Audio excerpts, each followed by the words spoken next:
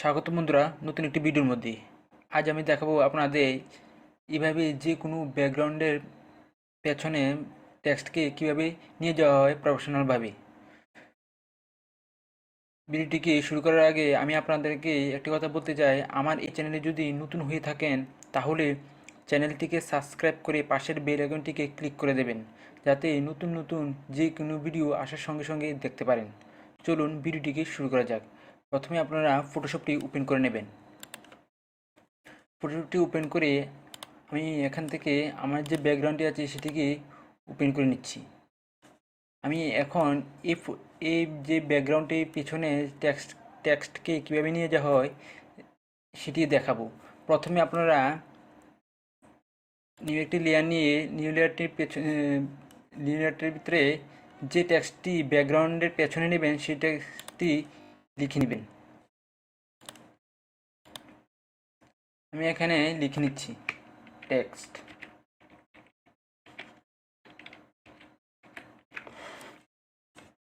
আর সেটির background colour নিচ্ছি white নিয়ে আমি এখানে থেকে ক্লিক করে সেটিকে কন্ট্রোল ক্লিক করে বড় করে নিচ্ছি।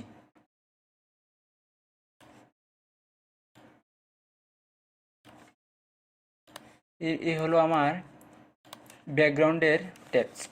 এখন আমি এই যে গাড়িটি আছে এই গাড়িটির পেছনে এই টেক্সটটি নিয়ে যাব। এখন বন্ধুরা আমি সেটিকে হাইড করে নিচের লেয়ারে গিয়ে এখন আমি এটিকে সহজভাবে সিলেক্ট করে নিচ্ছি। সহজভাবে সাবজেক্টটিকে সিলেক্ট করার জন্য আপনারা সিলেক্টে যাবেন, সিলেক্টে গিয়ে সাবজেক্টটিকে ক্লিক করে দেবেন। এখানে ফটোশপের এআই সেটিকে অটোমেটিকলি সিলেক্ট করে নেবে। ওয়েট করুন বন্ধুরা।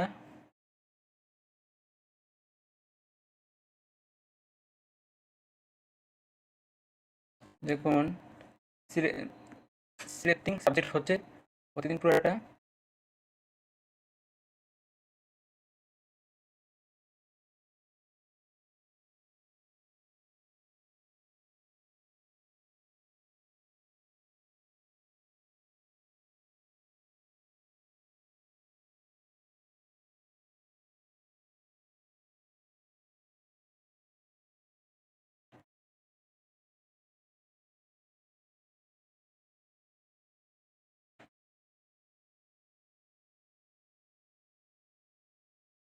দেখুন বন্ধুরা সিলেক্ট হয়ে গেছে। এখন যদি এখানে সঠিকভাবে সিলেক্ট না হয়, দেখুন বন্ধুরা আমার এখানে একটু সিলেক্ট হয়নি। এখন আমি সেটিকে সিলেক্ট করার জন্য ব্যাকগ্রাউন্ড যে যে ফটোটি সিলেক্ট করেছে সেটিকে সিলেক্ট করে এখান থেকে জি ক্লিক করে দেবেন। দেখুন বন্ধুরা এখানে কালার হয়ে গেছে। এখন বন্ধুরা আপনারা এখান থেকে ব্রাশ টুলটি সিলেক্ট করবেন আর যেটি আছে সেটির ফোরগ্রাউন্ড কালারটিকে ব্ল্যাক করে দেবেন। ব্ল্যাক করে এখানে জুম করে সেটিকে করে মুছে দেবেন। আর এখান থেকে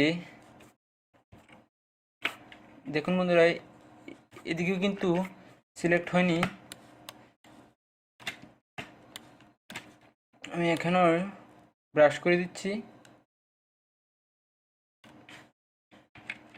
ছোট করে নেব।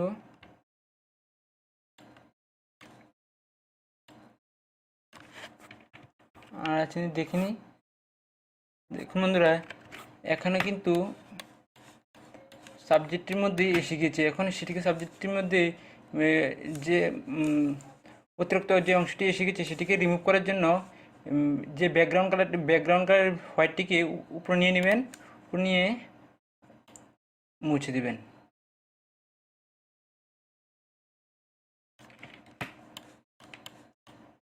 এখন দেখুন এসে গিয়েছে, আমি এখনও মুছে দিচ্ছি।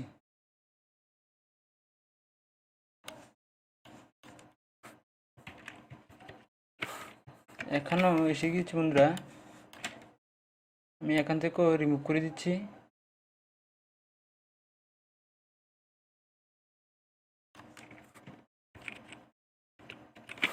এখন সবটা ঠিক হয়ে গেলে আবার কিবোর্ড থেকে কিউতে ক্লিক করে দেবেন।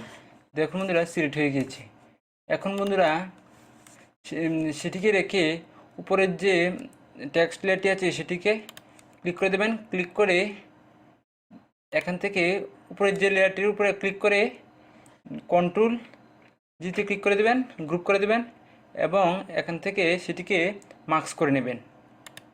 দেখুন বন্ধুরা মার্কস করে নিচ্ছি। এখন সেটিকে যে মার্কস করে নিয়েছেন সেটিকে কন্ট্রোল আই বাটনে ক্লিক করে দেবেন। দেখুন বন্ধুরা হয়ে গিয়েছে, ব্যাকগ্রাউন্ডে চলে গিয়েছে। এখন বন্ধুরা আপনারা টেক্সটটিকে মর্জি মতন মুভ করে নিতে পারেন। এখন বন্ধুরা এখান থেকে তো দেখুন বন্ধুরা যে টেক্সটটি আছে সেটি তো ব্যাকগ্রাউন্ডে চলে গেছে, কিন্তু আমার যে গাড়িটি আছে সামনে যে সাবজেক্টটি আছে সেটির মধ্যে কিন্তু দেখা যাচ্ছে না গ্লাসের মধ্যে। এখন সেটিকে দেখানোর জন্য আপনারা প্রথমে সেটিতে ক্লিক করবেন। ক্লিক করে এখান থেকে যে কালারটি আছে সেটিকে হোয়াইট আছে সেটিতে ক্লিক করে এখান থেকে সরি বন্ধুরা এখান থেকে সেটি ফরগ্রাউন্ড কালারটিকে বি যেটি আছে সেটিকে 30 নিয়ে নেবেন। নিয়ে ওকে করে এখান থেকে ব্রাশ টুলে ক্লিক করে এখান থেকে সেটিতে 70% করে নেবেন হার্ডনেস। 70% হার্ডনেস করে এখান থেকে জুম করে ড্র করতে থাকবেন।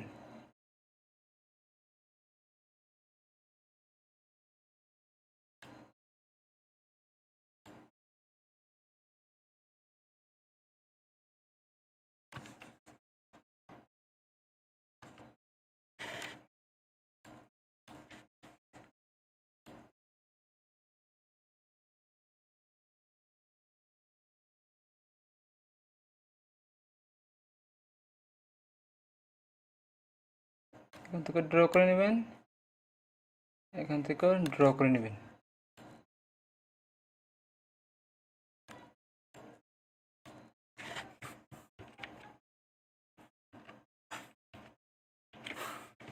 দেখুন বন্ধুরা হয়ে গেছে। এখন আপনার সাবজেক্টটি যেদিকেই মুভ করবেন সেটির যে গ্লাসের মধ্যে কিন্তু ইফেক্টটি বা ছায়াটি দেখা যাবে।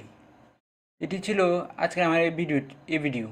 আমার এই ভিডিওটি যদি আপনাদের ভালো লেগে থাকে তাহলে ভিডিওটির মধ্যে কমেন্ট করবেন এবং লাইক শেয়ার করবেন। ধন্যবাদ বন্ধুরা।